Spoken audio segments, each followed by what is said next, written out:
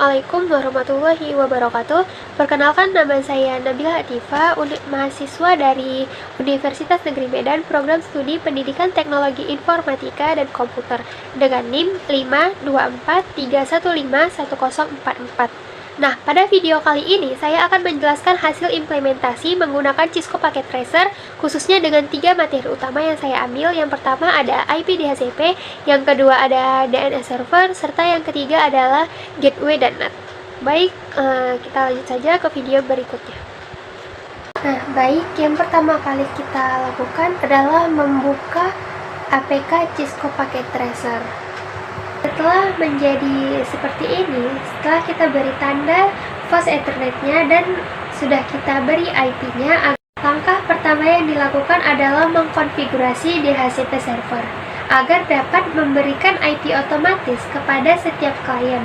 Nah, jadi IP DHCP ini adalah alamat IP yang didapatkan secara otomatis dari Dynamic Hash Configuration Protocol atau DHCP, yang dimana DHCP ini adalah protokol jaringan yang mengatur pemberian alamat IP kepada perangkat yang terhubung ke jaringan.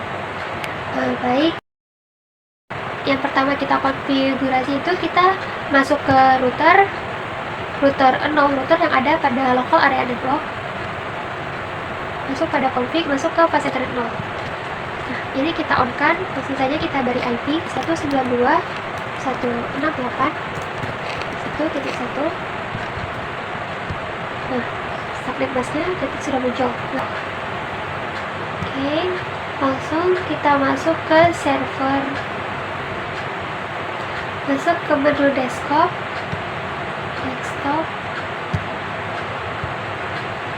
IP configuration, nanti IP-nya 192.168.1.10. Subnet busnya muncul sendiri. Ini kita menggunakan /24, prefix 24. Gateway-nya sama seperti yang ada pada router 1.1. Nah, oke, kita close-kan, masuk ke menu service, masuk ke menu DHCP. Nah, pada menu inilah yang akan memberikan IP otomatis kepada setiap klien. Terus start IP-nya dari 20. Nah, setelah seperti ini langsung saja di save kan.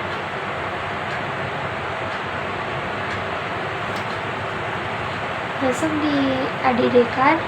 Nah, setelah menjadi seperti ini, kita buka pada PC 0, desktop, masuk ke menu desktop, IP configuration. Nah, klik ke bagian DHCP. Nah, di sini dia sudah muncul sesuai start IP yang kita buat tadi 1.20. Oke, lanjut ke PC kedua, desktop sama seperti tadi. Nah, sudah muncul. PC ketiga, desktop, sama juga seperti tadi. Nah, sudah muncul kan. Jadi tandanya IP DHCP kita sudah secara otomatis tersambung ke tiap klien. Lalu kita akan lanjut ke konfigurasi DNS server. Nah, jadi DNS server atau Domain Name System adalah server yang berfungsi untuk menerjemahkan nama domain menjadi alamat IP. Jadi DNS server ini bekerja di belakang layar untuk menemukan apakah alamat IP yang sesuai ketika pengguna mengetikkan nama domain di browser. Apakah alamat IP-nya sesuai keluar ketika nanti kita mengetikkan nama domain yang kita buat ini di browser setiap klien. Nah, konfigurasi DNS servernya, klik server, kita masuk ke desktop dulu, IP configuration. Nah, yang bagian DNS servernya ini kita isi IP-nya sesuai dengan IP yang ada pada server 192.168.1.10. Oke, kita close-kan, langsung masuk ke menu service. Nah, pada bagian service kita klik yang DNS. Di sini ketikkan nama DNS yang mau kita buat atau nama domain yang mau kita buat. Ini saya buatnya nabila.com. Oke. Ini tadi jangan lupa untuk di-on-kan. Lanjut, masukkan address yang ada pada server 192.168.1.10. Oke, langsung add-kan. Nah, pada bagian DHCP-nya ini, klik yang server Nabila, masukkan DNS servernya 192.168.1.10. Oke, jangan lupa di save. Nah, lalu close. Kita masuk ke setiap PC. Klik lagi IP configuration. Nah, untuk refreshnya, klik pada bagian static, klik lagi DHCP. Nah, di sini nanti dia sudah muncul DNS servernya. Terus close, jangan lupa. Selanjutnya menggunakan cara yang sama, DHCP. Oke, lanjut lagi. IP configuration static DHCP. Nah, sudah menjadi. Untuk mengeceknya, kita buka di PC 0. Terus masuk ke web browser. Ketikkan nama domain yang sudah kita buat tadi. Nah, jika sudah muncul seperti ini, tandanya DNS server yang sudah kita konfigurasikan tadi itu sudah berhasil ya teman-teman. Terus, untuk mengubah tulisan yang ada pada web ini, kita dapat mengkonfigurasinya itu di server. Masuk ke menu server, masuk ke bagian HTTP. Ini kita ubah menjadi welcome to UAS Nabila Latifah. Oke. Langsung saja kita save. Nah, apakah konfigurasi ini sudah berhasil? Kita cek lagi pada PC-nya. Klik web browser, ketikkan lagi nama domainnya nabila.com. Nah, di sini sudah berubah ya teman-teman. Setelah itu kita masuk ke konfigurasi gateway dan NAT. Jadi gateway ini adalah perangkat yang menghubungkan jaringan, sedangkan NAT adalah proses pemetaan alamat IP. Jadi gateway ini menghubungkan internet publik dan jaringan privat. Jadi pada bagian ini saya membuat dua jaringan, satu sebagai jaringan lokal. Nah, pada sebelah kanan saya ini merupakan jaringan publik ya, atau IP publik yang dinamakan dengan internet. Nah, di sini saya akan mengkonfigurasi pada router 0 ini sebagai gateway yang menghubungkan kedua jaringan. Lalu membuat konfigurasi NAT agar IP address dari LAN bisa diubah menjadi IP publik ketika mengakses jaringan luar. Baik, kita lanjut saja ke konfigurasinya. Klik pada router. Setelah semua perangkat sudah kita beri IP, lalu kita masuk ke router 0. Kita akan melakukan konfigurasi pada router 0 untuk menghubungkan jaringan private agar bisa terhubung ke jaringan publiknya. Kita ketik exit inside ketik 192.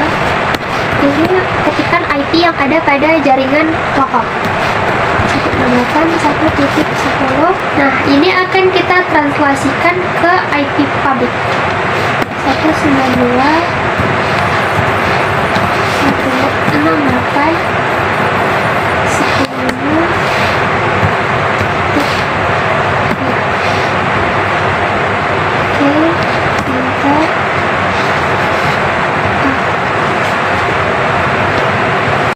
Sama seperti tadi, IP NAT inside, IP-nya di sini 10.2.10. IP yang ada pada setiap klien atau setiap PC. Terus 92.10.4 yang ada pada PC satunya. Lalu masuk lagi ini ke PC 2. 192.168.10.5.